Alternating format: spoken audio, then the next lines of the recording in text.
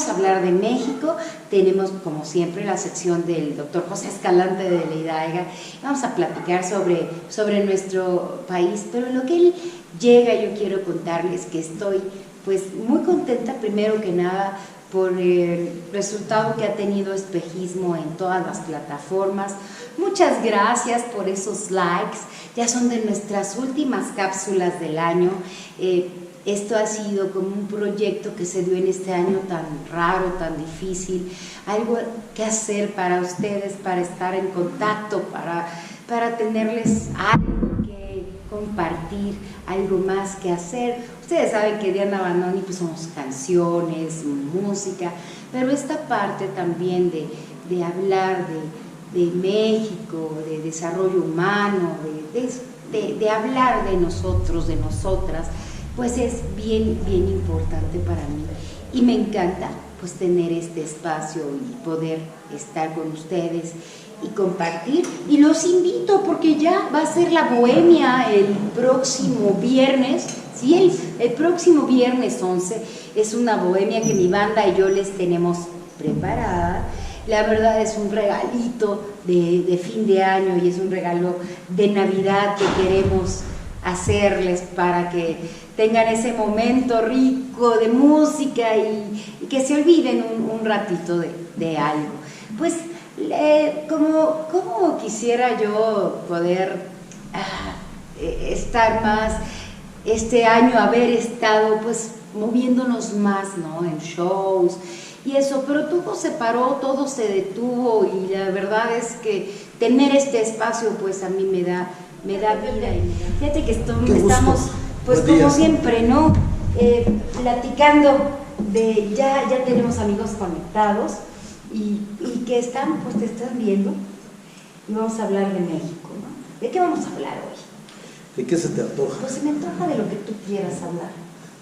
De lo que quieras hablar va a estar riquísimo. Miren, habíamos, como es de nuestras últimas cápsulas del año, y hemos estado hablando de lo hermoso que es nuestro país, de lo padre que es hacer viajes, y ahorita tenemos que medirnos, sin duda tenemos que tener mucho cuidado, tenemos que tener todas esas medidas de seguridad, y si van a viajar, por favor, protéjanse, hay que estar muy conscientes, no bajar la guardia, esto sigue, así que tenemos que estar muy conscientes de esto que pasa. ¿Cómo ves, Pedro? Mira, yo quería hablar un poquito de Tlaxcala. Tlaxcala es un estado que en general los mexicanos no lo ven muy bien, que sienten que ellos, pues gracias a ellos, los españoles pudieron conquistar México. O sea, sin el apoyo de los tlaxcaltecas hubiera sido imposible lograr la conquista de México. Ellos fueron parte vital para que esto sucediera. Y bueno, los tlaxcaltecas tenían un odio particular con los aztecas, con los mexicas en general, porque tenían permanentemente pues una guerra cruzada, y ellos tenían una práctica que no se conoce en otros sitios de la historia de la humanidad, en donde las dos culturas se enfrentaban en las guerras floridas, no para ganar un territorio, ni para obtener impuestos o tributos de una cultura a la otra, sino para capturar guerreros y sacrificarlos y comérselos. De hecho, los engordaban, o sea, a los que eran capturados los metían en una jaula, los alimentaban, y ya que engordaban un poco, ¿con qué los habrán alimentado? Comían, pues con maíz, con frijol. O sea, esto es muy interesante porque el odio entre los tlaxcaltecas y los mexicas. Por los filetes. Sí, claro. Sí. Nada más, qué interesante. O sea, digo, qué padre, como decíamos, en todas las culturas. Sí, eso iba a comentar. O sea, la antropofagia se lleva a cabo. Vivimos algunas por ejemplo, algunas mesas de sacrificios en Egipto. En Egipto, sí, claro. En Grecia, o sea, en todas las grandes culturas hubo un poco de esto, Sí. ¿no? Pero en ninguno se conoce que había guerras floridas, que no se trataba de matar al contrincante y obtener un tributo o territorio, sino simplemente se trataba de capturarlos para después engordarlos y comérselos, ¿no? Entonces sí era algo muy, muy duro, ¿no? Pero entonces, digamos que primero vamos a partir, y para eso en México hay una plaza de las tres culturas, Tlatelolco. Ahí tú ves una cultura prehispánica, ves una construcción de una iglesia hecha por los españoles y ves una construcción moderna hecha por los mexicanos. Los mexicanos somos una mezcla de esta cultura mexica y de muchas otras culturas, maya, mixteca, zapoteca, etc. Pero de esta cultura, digamos, originaria, junto con la española, hicieron una raza nueva, que somos los mexicanos. Esa es la historia de prácticamente toda Latinoamérica. Y bueno, lo que sucede aquí es que hay que reconocer la importancia de los tlaxcaltecas, no solamente en la conquista. Después de que fíjate, hay una escena importantísima que la gente quizás no conoce, pero después de la Noche Triste, cuando los aztecas, hartos de Hernán Cortés y sus guerreros, tiene que salir Hernán Cortés a conquistar, a atrapar a una legión que viene de Cuba para capturarlo, porque él ha desobedecido las órdenes que le habían dado en Cuba. Y entonces él va y él captura al general que venía a capturarlo y negocia con él y lo alinea en sus fuerzas. Pero en esta salida los españoles cometen algunos atropellos dentro de Tenochtitlán con Moctezuma, que Moctezuma estaba en un momento pues él creía que estos eran enviados de los dioses y que pues no había que resistirse, sino que darles ofrendas para que se fueran, y les da oro y demás. Y entonces vienen, de hecho hay una pedrada que le dan a Moctezuma con el que lo matan, y entonces hay un cambio de guerrero azteca. Pero en esto de pronto ya se dispara una lucha, ya llega Hernán Cortés, ya todo el mundo está medio exaltado, viene una pelea y entonces ganan los aztecas. Y los españoles tienen que salir huyendo, corriendo. O sea, de hecho hay un salto del agua que dicen que por ahí uno de los españoles dio un salto enorme. ¿Por eso se llama así, el salto? Yo creo que no, también había un salto de agua, de una caída de agua. Sí, pero nada que ver con nuestro salto del agua que tenemos aquí. Ese es el salto del agua. Y aquí lo tenemos muy cerquita, y los que pasamos diario o los que pasan diario y lo ven, qué padre saber esto. Todo se va a conectar. Aquí en la Ciudad de México. Bueno, entonces lo que sucede es que, pues entonces huyen los españoles, los que quedan, porque matan a muchísimos y matan a muchísimos tlaxcaltecas. Y no son los únicos que se unen, hay otras tribus que se unen también. Pero lo que importa es que entonces continúan los españoles huyendo y ya es ahí, en ese momento, Cuitláhuac ordena a su hermano que vaya a hacerles una emboscada. Y entonces, ¿te acuerdas cuando fuimos a visitar uno de los patrimonios de la humanidad, que es los arcos estos del padre Tembleque? Sí, claro. Bueno, pues por ahí los asaltan, o sea, llega la emboscada azteca. Y los aztecas, como en esa época sucedía en todo el mundo, las batallas navales entre barcos, pues no se comunicaban, ¿no? Que pues hay un teléfono y radio, claro, y demás, y dicen, oye, pues muévete a la derecha o ataca tú a esos y yo a otros, sino que tenían banderas, y la bandera quería decir muévete a la izquierda, ataca por la derecha, retirada, etc. Y así atacaban los aztecas, los mexicas, atracaba y un coronel traía su bandera y con eso daba los mandos que recibía del que venía encargado de toda la tropa. Y los tlaxcaltecas, o sea, empiezan a ganar los mexicas en la emboscada y los españoles no saben qué hacer para defenderse, o sea, los superan en número. Y entonces los tlaxcaltecas le dicen a Hernán Cortés que hay un abanderado y ese abanderado hay que capturarlo para usar su bandera de otra manera porque los están despedazando.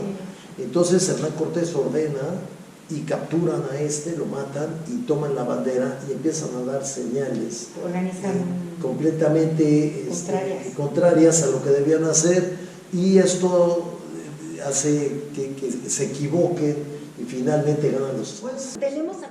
Los españoles cumplieron su promesa y los tlaxcaltecas tenían una posición especial ya en el México gobernado, o sea, en la Nueva España, sí.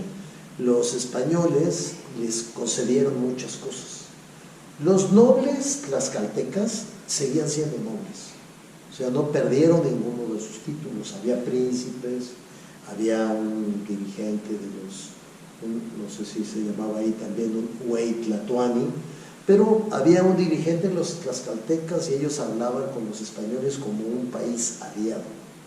Y los tlaxcaltecas fueron muy importantes en la Nueva España porque cada vez que se descubría una mina en este camino real de tierra adentro, que es otro patrimonio de la humanidad, desde la Ciudad de México que llega hasta Nuevo México, bueno, cada vez que encontraban mineral, o sea, oro o plata, Querétaro, luego Guanajuato, luego Zacatecas, todos estos sitios, entonces de pronto había que hacer pueblas, o sea, ¿sabes qué? Mándate a unos 30 o 40 que creen ahí un pueblo, o sea, una puebla, y se inicia ahí una población, y así se inició San Miguel Allende, o así creció Guanajuato, así se estableció Zacatecas, con pueblas.